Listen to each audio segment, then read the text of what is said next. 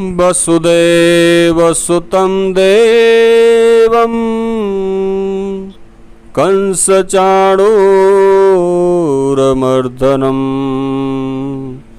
देवकी परमानन्दं कृष्णं वन्दे जगद्गुरु। सच्चिदानन्दरूपाय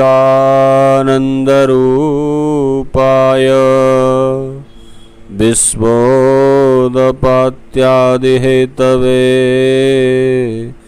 तापत्रयविनाशाय श्रीकृष्णाय वयं नमः। आप सभी श्रद्धालुओं को मेरा बहुत बहुत प्रणाम। बंधुओं, आज के इस वीडियो में आप श्रवण करेंगे श्रावण मास के कृष्ण पक्ष की काम का एकादशी की कथा। काम का एकादशी का व्रत करने वाले भक्तों की मन की समस्त कामनाएं भगवान श्री हरि नारायण की कृपा से अवश्य ही पूरी होती हैं। आप सभी से निवेदन है, यदि आप हमारे चैनल पर नए हैं तो कृपया चैनल को सब्सक्राइब कर लें, बेल आइकन को दबा दें, जिससे कि इस चैनल पर आगे आने वाले सभी वीडियो की जानकारी आपको प्राप्त हो जाए।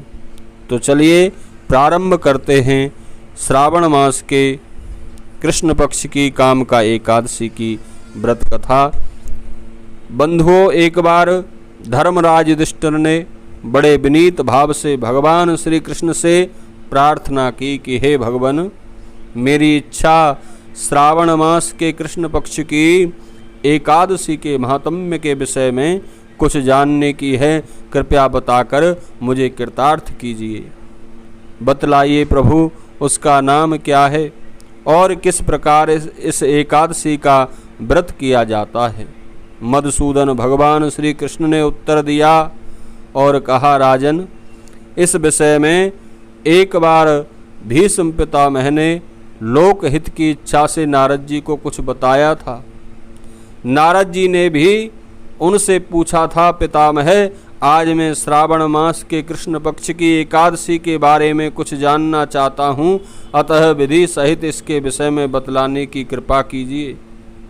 नारद जी की बात सुनकर बंधुओं, पितामह भीष्म ने कहा, नारद जी, आपने मुझसे अत्यंत सुंदर प्रश्न किया है, अब ध्यानपूर्वक इसका उत्तर सुन लीजिए।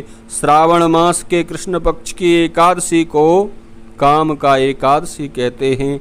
इसके महात्म्य को सुनने मात्र से वाजपेय यज्ञ का फल प्राप्त हो जाता है।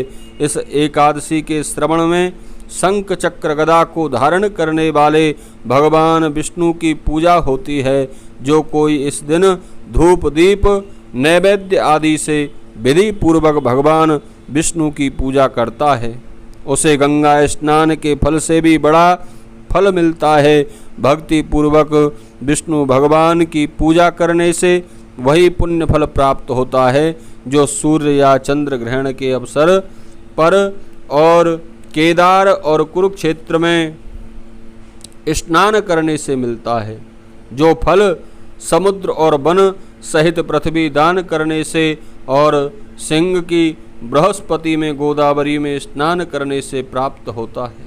विष्णु भगवान की पूजा करने से उससे भी बड़े पुण्य का फल प्राप्त होता है। भगवान के पूजन से वैसा ही फल मिलता है जो व्यतिपात योग में गंडकी नदी में स्नान करने से मिलता है।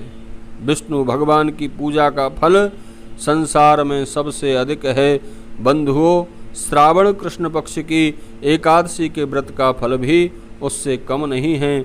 सो यदि किसी कारण भक्ति के साथ भगवान की पूजा ना बन सके तो इस एकादशी का व्रत अवश्य कर लेना चाहिए।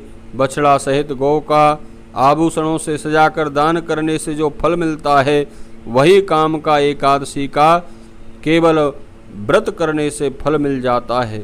श्रावण मास के कृष्ण पक्ष की एकादशी का व्रत करके विष्णु भगवान की पूजा करने से सभी देव नाग किन्नर पितृ आदि की पूजा हो जाती है। अतः पापों से भयभीत व्यक्तियों को विधि विधान के साथ यह व्रत करना चाहिए। संसार सागर में डूबे हुए और पापों में फंसे हुए लोगों को इस कष्ट से बचने के लिए इस एकादशी का व्रत सबसे अच्छा उपाय है। संसार में इससे अच्छा अन्य कोई उपाय नहीं है। भीष्म पितामह ने आगे नारद जी से कहा, स्वयं भगवान ने अपने श्रीमुख से यह बात कही है कि आध्यात्मिक विद्या के चिंतन मनन से जो फल प्राप्त होता है, काम का एकादशी का व्रत करने से उससे भी अधिक फल प्राप्त हो जाता है। इस व्रत के पुण्य प्रभाव से प्राणी की मृत्यु के समय यमराज उसे भयभीत नहीं करते। इस व्रत के प्रभाव से बुरी योनि में भी जन्म नहीं लेना पड़ता, वह स्वर्ग का निवासी हो जाता है।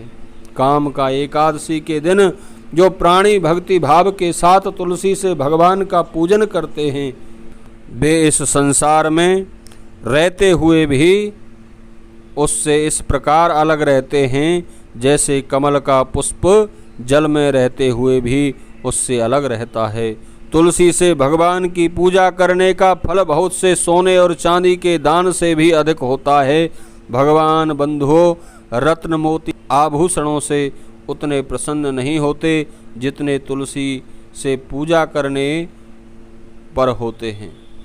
जो उनकी पूजा तुलसी दलों से करता है, उसके सभी पाप नष्ट हो जाते हैं।